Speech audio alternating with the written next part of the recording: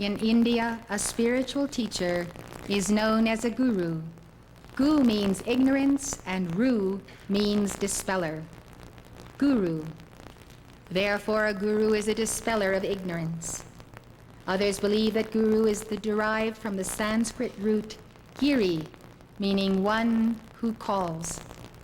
Therefore, it means one who hears the call of the divine and who calls us to become one with God.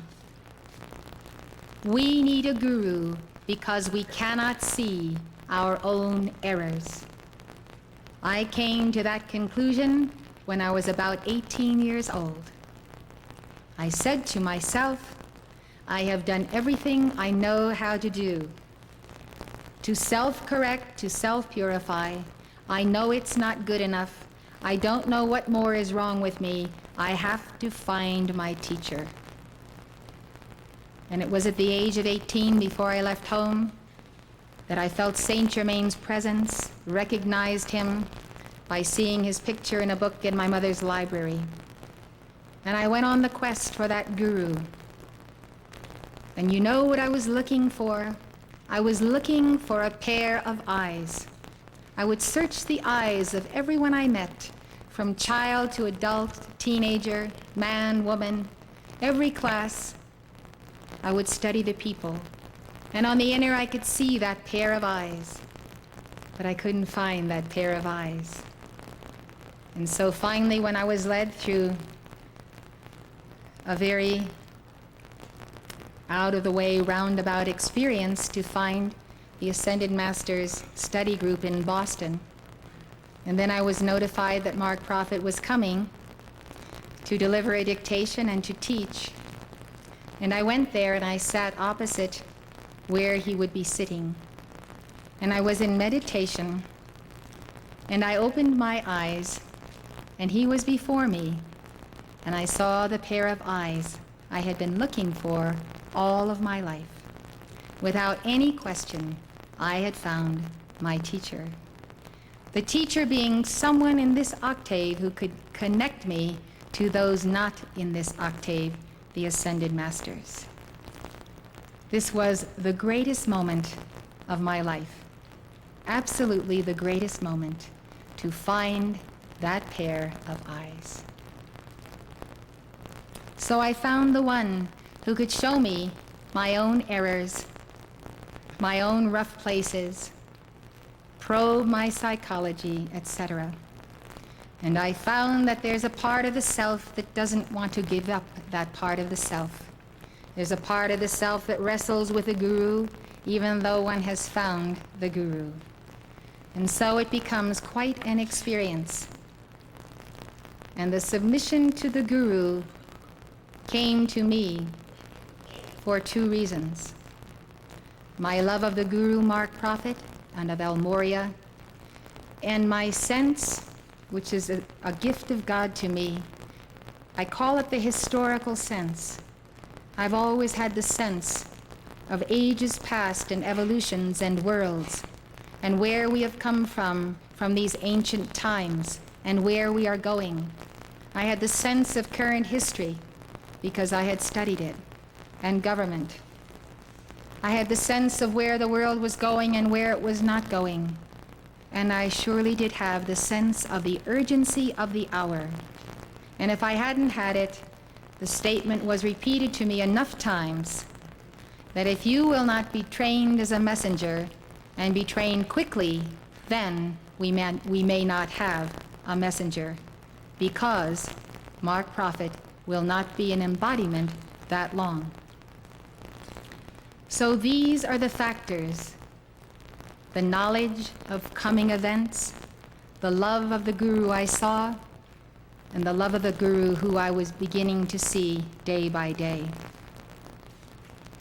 You have to have a reason to discipline yourself, and if the reason isn't love, you won't find one that will accomplish the task. Will not do it. Knowledge will not do it. The only thing that can make you lay down your life for your Guru and all people is love.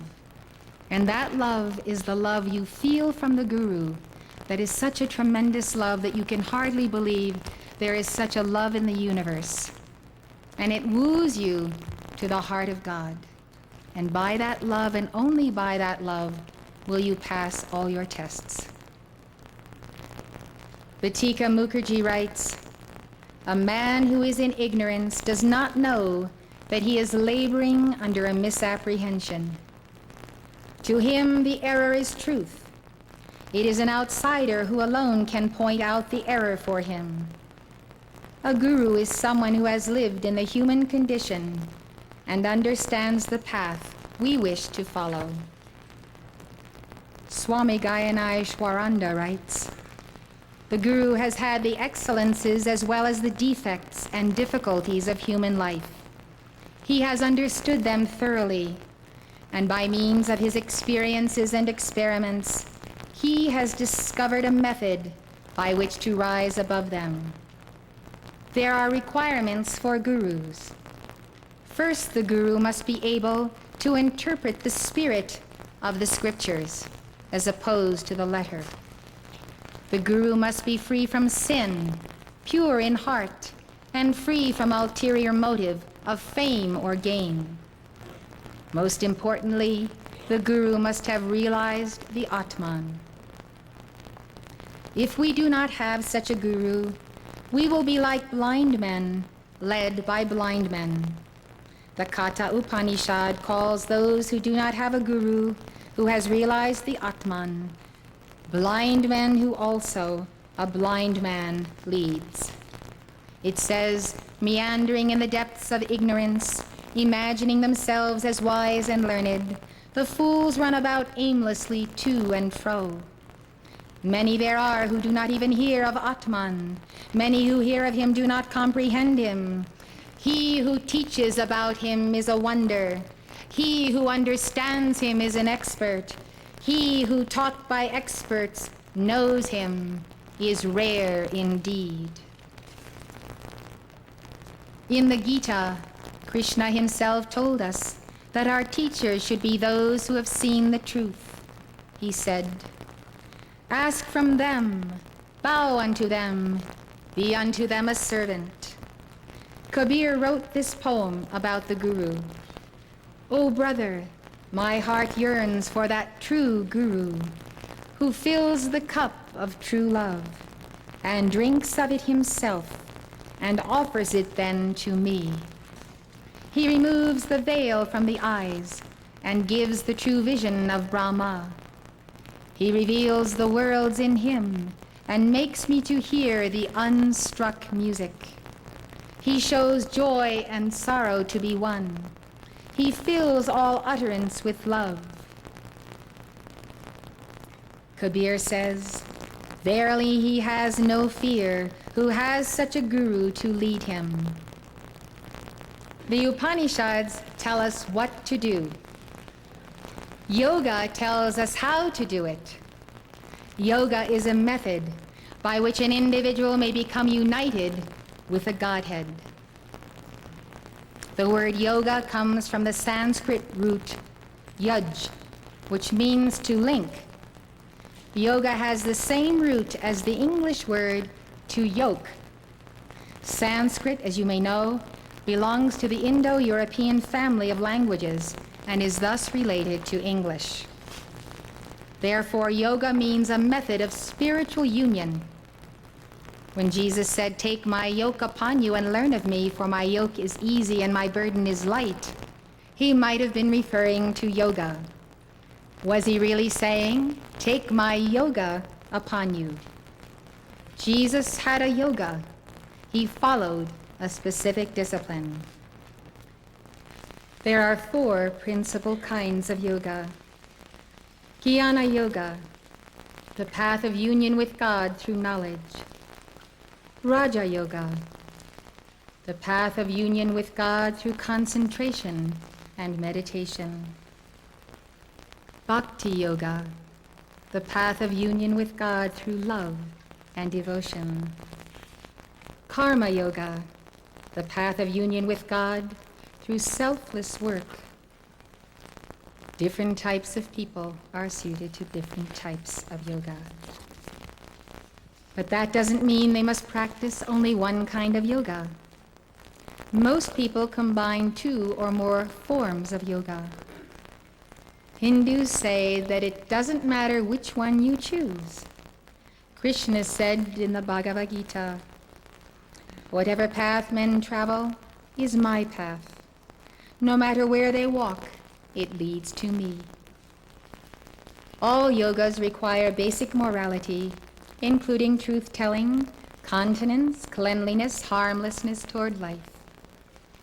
First, let's take up Jnana yoga, the yoga of knowledge, which of course begins with self-knowledge. It is also called a path of discrimination between the real and the unreal. Jnana yoga is best suited to the contemplative or monastic person. Jnana yogi seeks knowledge not through study, but through direct experience of God. Jnana yoga entails union with God through the dissolution of ignorance. Shankara, the greatest exponent of Jnana yoga, wrote, "It is through the touch of ignorance that you, who are the Supreme Self, find yourself under the bondage of the non-self, whence alone proceeds the round of births and deaths. The fire of knowledge, kindled by discrimination between the self and non-self, consumes all ignorance with its effects." Here is an outline of how the Jnana yogi attains realization. First, the Guru instructs him in the 4 great Vedic statements. That thou art, dat tvam asi, dat tvam asi. You remember that thou art means Brahman thou art. Thou art made in the image and likeness of Brahman. Therefore, Brahman thou art. That thou art. If you take these 4 statements and draw a circle, divide it into 4 quadrants, just as we just put the impersonal, impersonality, etc. on the quadrants, you can put these affirmations on the clock, and I will show you how they assist you in developing the sense of Brahman within each of the 4 lower bodies. So Dattvam Asi is placed in the etheric body, the first quadrant, 12 to the 3 o'clock line. The second statement, I am Brahman. Aham Brahma Asmi. Affirmation of the conscious identification with the great God Self, Brahman. This is the conscious affirmation, and it is placed in the mental quadrant, the second quadrant, the 3 to the 6. Saying I am Brahman is like saying I am that I am. The third affirmation, this self is Brahman. Ayam Atma Brahma.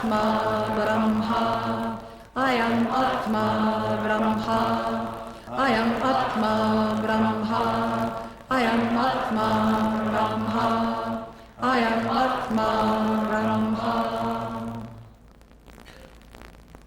The next is Brahman, is consciousness. Pragyanam Brahma. Pragyanam Brahma. Pragyanam Brahma. Pragyanam Brahma. Pragyanam Brahma. Pragyanam Brahma. Pragyanam Brahma. Pragyanam Brahma. Pragyanam Brahma. Pragyanam Brahma. Pragyanam Brahma. Pragyanam Brahma. Pragyanam Brahma. Pragyanam Brahma. Pragyanam Brahma. Pragyanam Brahma. Pragyanam Brahma. Pragyanam Brahma.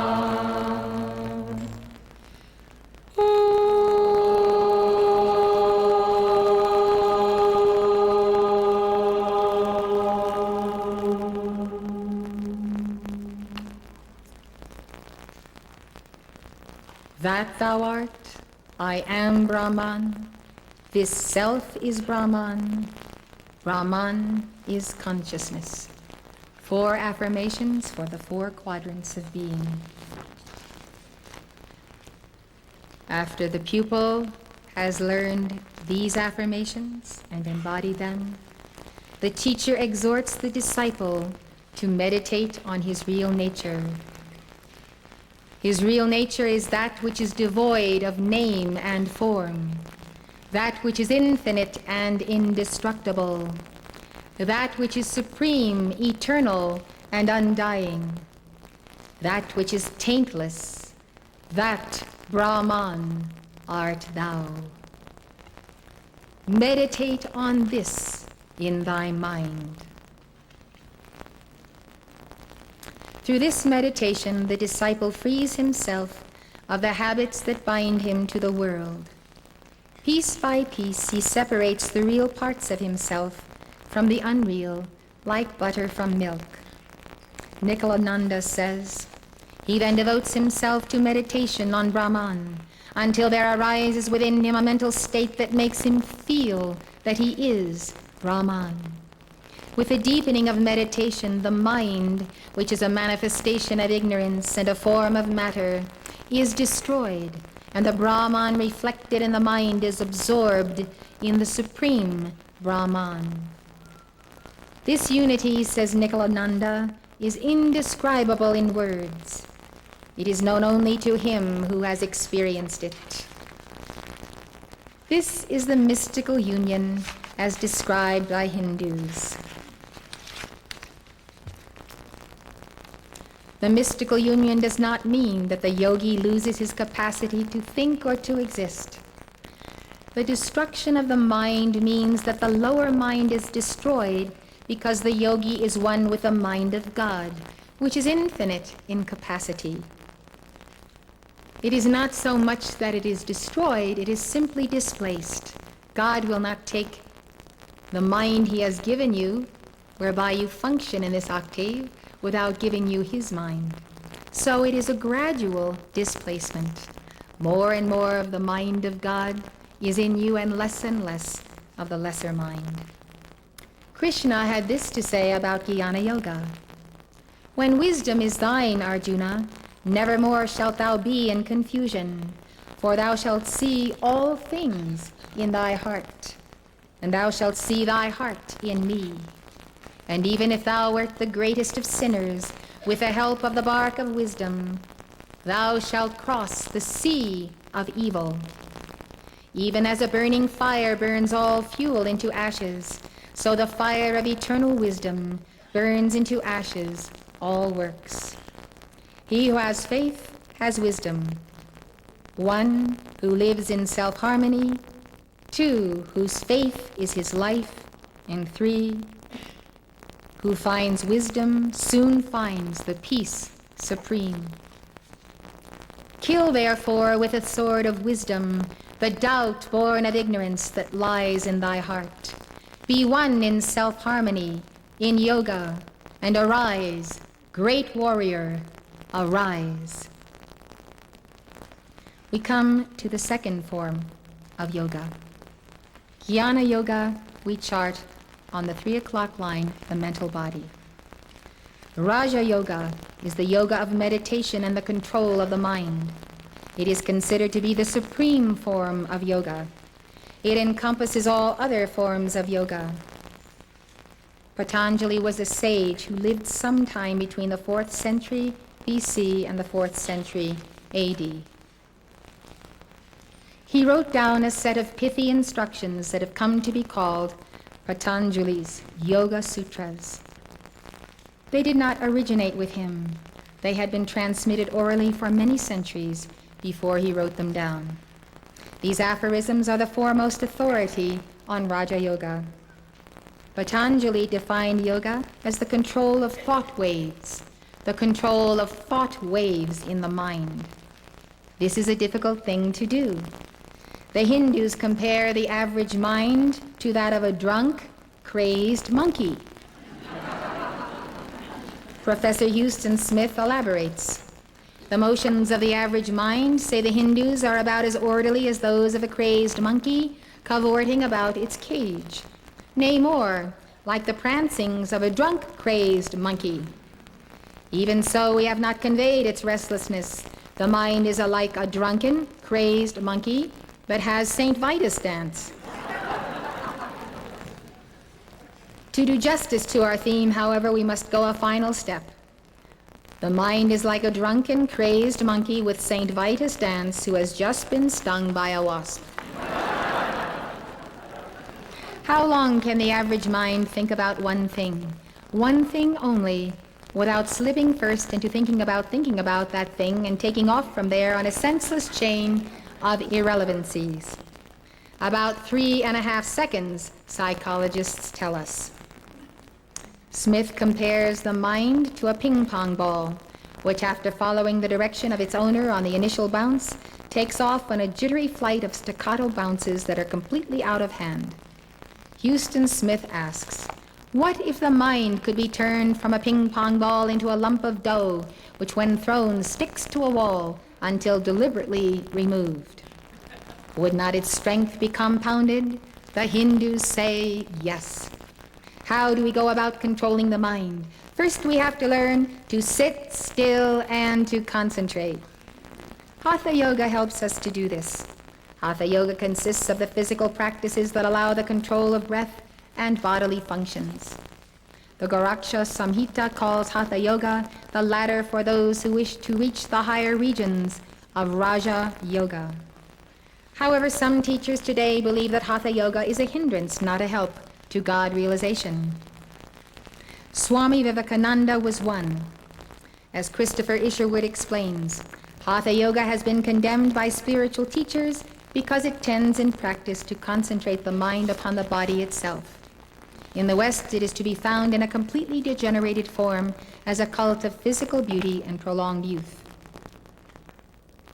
It is merely a question of a state of mind and attitude. I am certain that in using Hatha Yoga, you understand that you are strengthening and making resilient the body temple of God, the temple of God in which God can inhabit, and that you are not solely interested in physical beauty and prolonged youth. If these be side effects, well and good. But your practice of Hatha Yoga is truly a meditation on God as the universal body, which you are also. So there are 8 stages of Raja Yoga. The first stage is abstention from evil doing. There are 5 abstinences. The first abstinence is non-violence. The second, truth. The third, non-stealing. The fourth, chastity. The fifth, non-possession. This includes refraining from possessing whatever contributes to the enjoyment of the senses. The goal of the yogi is to obtain enlightenment through concentration. Distractions in the form of possessions take him away from that end. The second stage of Raja Yoga is the 5 observances. The first observance is purity. This includes outer and inner purity. They are gained through bathing, having a clean environment, purifying our thoughts, controlling our senses, avoiding foods that intensify the passions. The second observance is contentment. The third is austerity. Austerity includes fasting, penance, and mental austerity, such as inner silence and concentration on God. The fourth observance is study of the scriptures. This includes the repetition of the name of God or of a mantra, which is called japa. When you repeat a mantra many times over, you are doing japa, J-A-P-A. The fifth observance is the constant thought of divinity. This is achieved through bhakti, devotion, and offering all of our actions and the fruits thereof to God. I will discuss this in greater depth when we take up Bhakti Yoga and Karma Yoga. The third stage of Raja Yoga is the bodily postures, or asanas. There are 84 postures.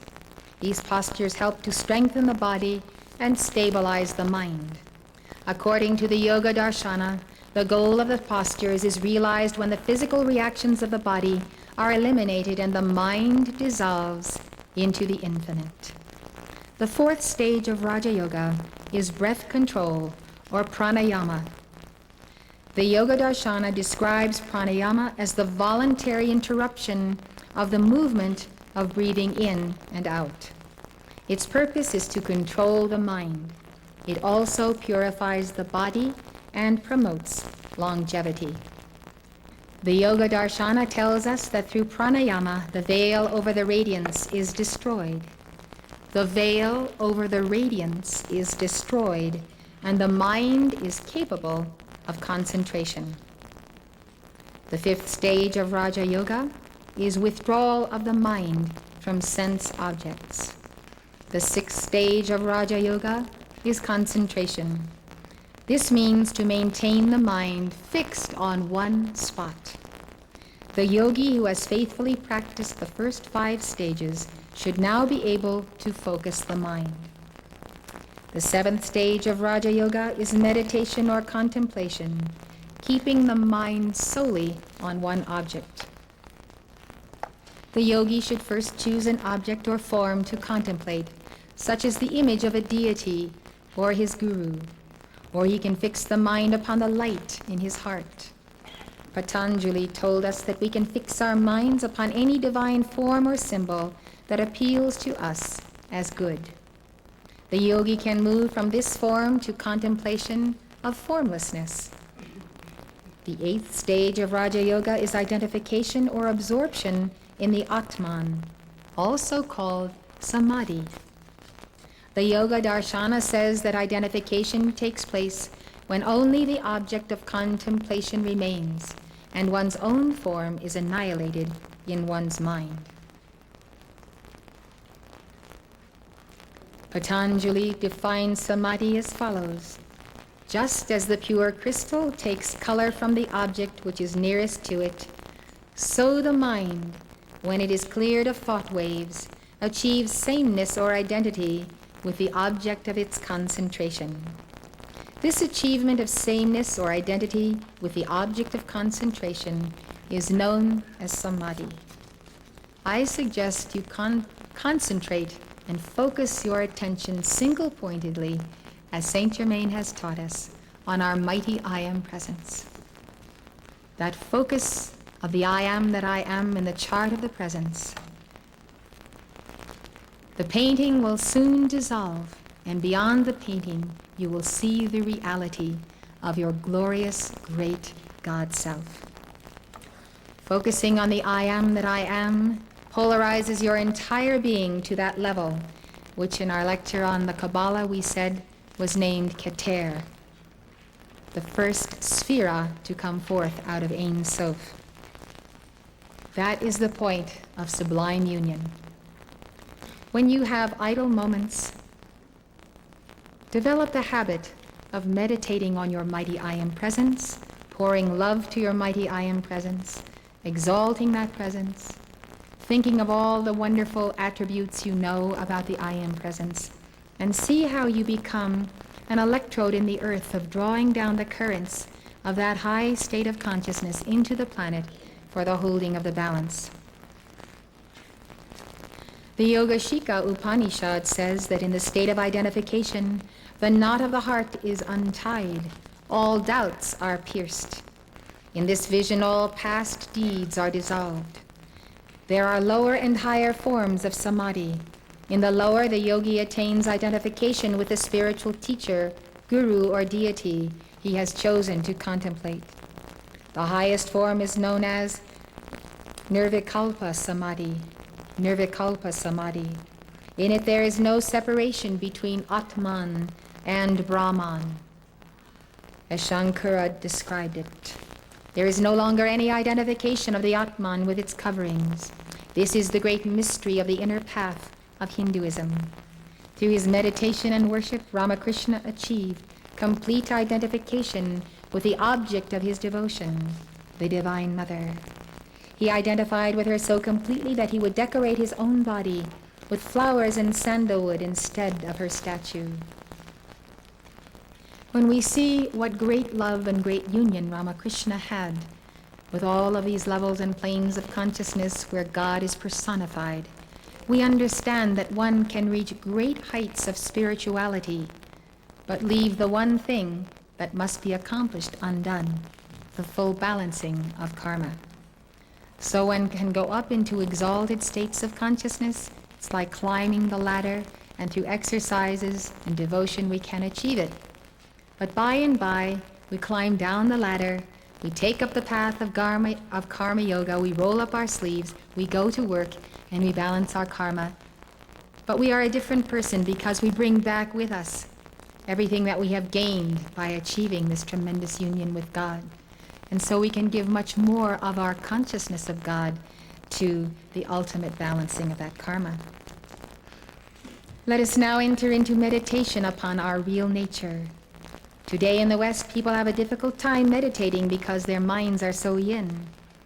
This means that they eat too much sugar and drink too many liquids like coffee and soft drinks, most of which have caffeine in them. Yin foods make it difficult to concentrate.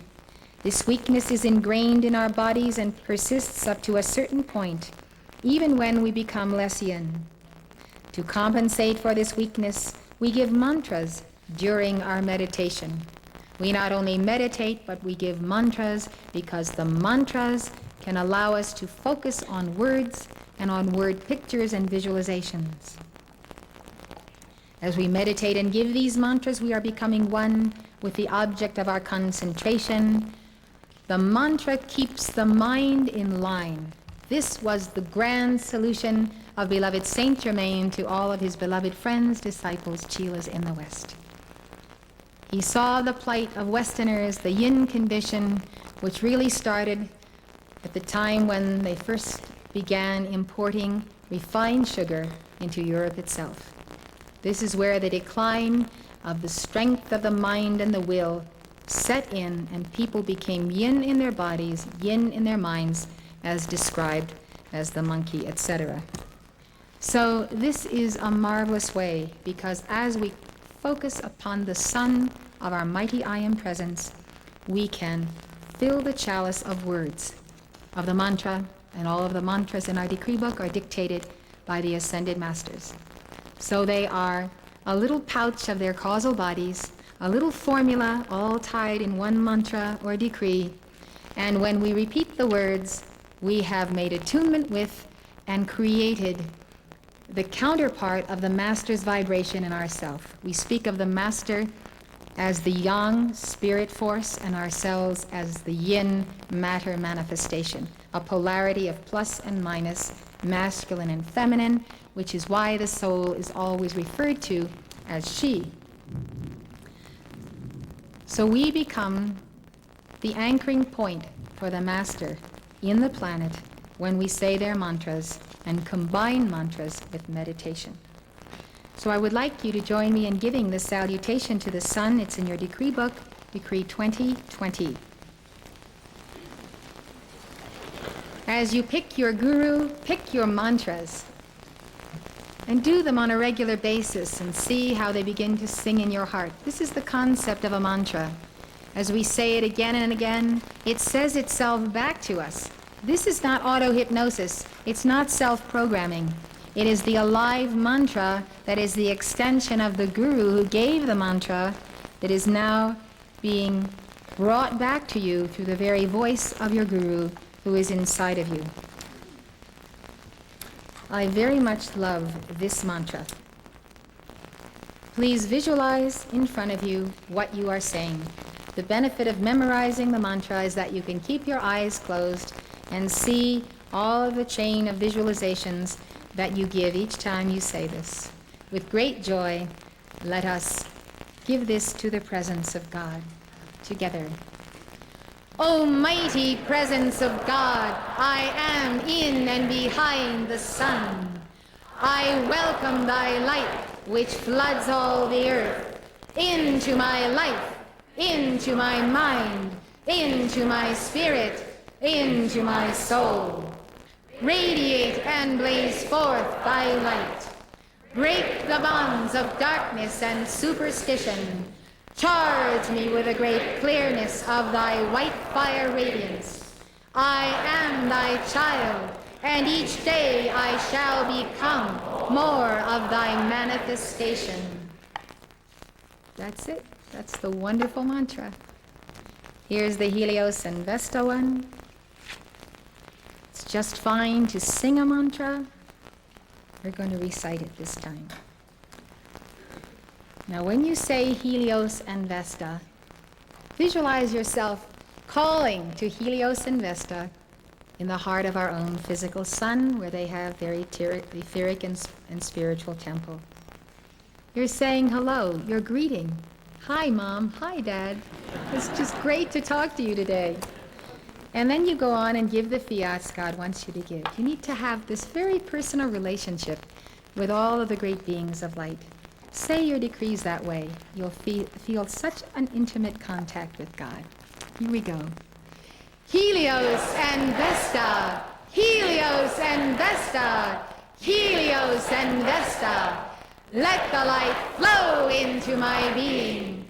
Let the light expand in the center of my heart. Let the light expand in the center of the earth. And let the earth be transformed into the new day. Helios and Vesta, Helios and Vesta, Helios and Vesta.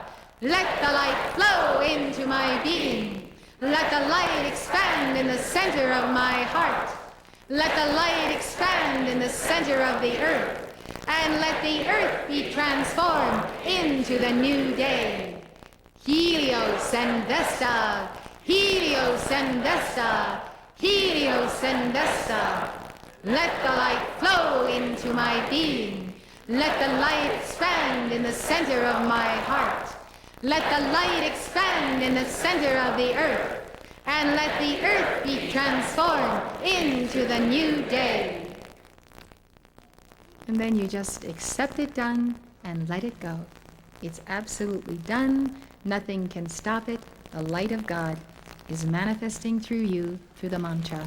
It's the law of God. It's the science of God. It does not fail. It will never fail. And if you pervert the mantra and claim, woe is me, and your sicknesses and your sorrows, etc., the law will not fail, the science will not fail, and you will manifest what you have just said. This is an unerring law. There can be no doubt about its fulfillment. The next one is Golden Waves of Peace 2001. This is the one that you can use and take your hand and put it right on that soft spot, that point of the crown chakra. This one we're going to sing. Say the Om.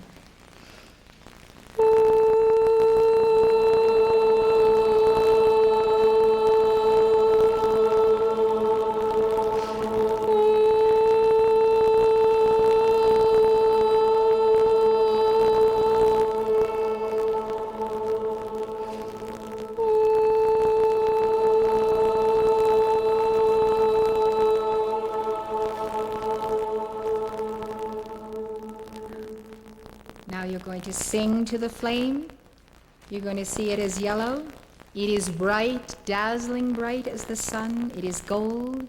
It is wondrous to behold. You are praising it, glorifying it, expressing gratitude for it. Now you are seeing light's wisdom in every brain cell of your entire brain. And you're going to see that light shining in every brain cell. It is a ceaseless flowing fount. It is illumination from your mighty I Am presence. It never ceases to flow. You have but to look up and remember it every hour and moment of your day.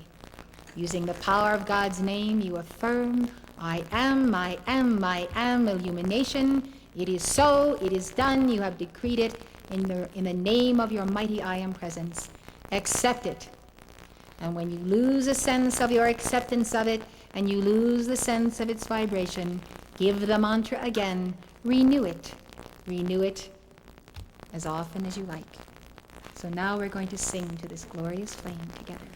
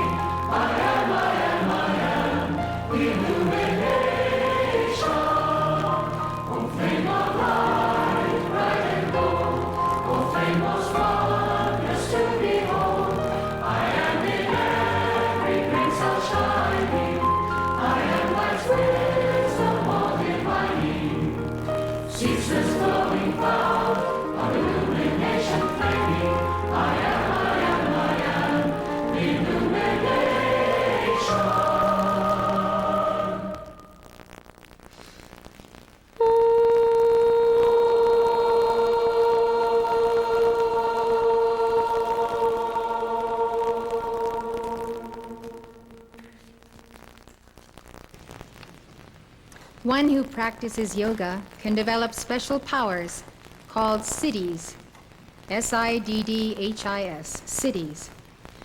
These include many of the miraculous feats we have heard of in the West.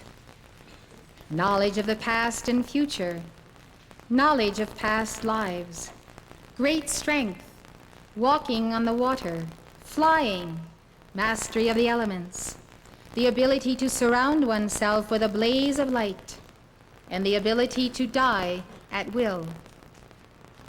Patanjali told us that these powers can come not only to yogis, but also to those whose minds are spontaneously enlightened through purity. Western saints like Padre Pio have been reported to possess some of these siddhis. But the siddhis are not the goal. Patanjali called them obstacles to samadhi, obstacles to samadhi. He said when the yogi gives up even these powers, the seed of evil is destroyed and liberation follows.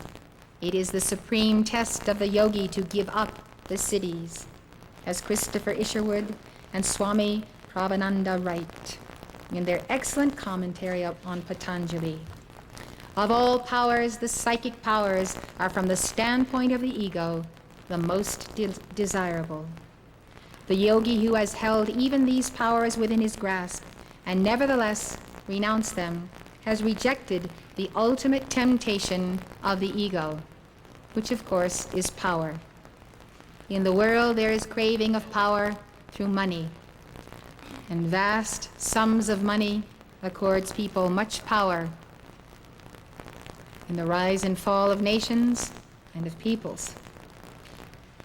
But in the spiritual arena, it is spiritual power that is sought, and it is often sought unlawfully on the left-handed path.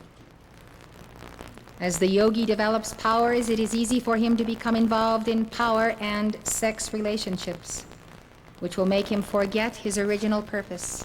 Patanjali warned, when tempted by the invisible beings in high places, let the yogi feel neither allured nor flattered, for he is in danger of being caught once more by ignorance.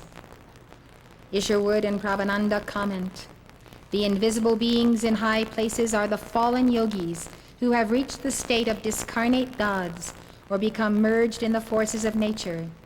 Such beings have failed to find liberation precisely because they yielded to the temptations of the psychic powers. I would like to point out to you that many, many years ago I was lecturing on the East Coast, and I was in a town, and a very interested and nice young seeker was there, and he was telling me that he had all these psychic powers. And indeed, he had these psychic powers, and he liked to use them to help the police department find criminals and do all these things that are certainly a service to society. So I told him that if he wanted to be a student of the Ascended Masters, he would have to be healed of his psychic powers. He disappeared so fast, and I never saw him again. But the contact I had with him is that he knew he was a certain person in a past life, and I knew he was that person too. And I always wondered what happened to him, and about 15 years later, recently I saw him in Los Angeles, and he said, "Do you remember me? I'm the one that's so-and-so and so-and-so." And then he told me the whole story. I said, "Oh yes, I remember you. I've always wondered what happened to you." So he said, "Guess what I'm doing?" And I said, "What are you doing?" He said, "Well, I'm working for the police department, and I'm finding thieves and criminals through my psychic powers." So he continues, and I'm sure that this is the very hitch of psychic powers, that we can do good things with them. And if we can do good things with them, then why not do them? For the very simple reason that Jesus said, we should not say, "Let us do evil, that good may come." So that is the problem with the psychic. It seems to have its benefits, but it has a downside, and the downside is a bottomless pit into which the soul can become enmired. So we remember the words of Paul, "Put on the whole armor of God. Put on your tube of light. Put on the armor of Archangel Michael, that he may be able to stand against the wiles of the devil." And the wiles we surely see in the area of the psychic. For we wrestle not against flesh and blood, but against principalities and powers.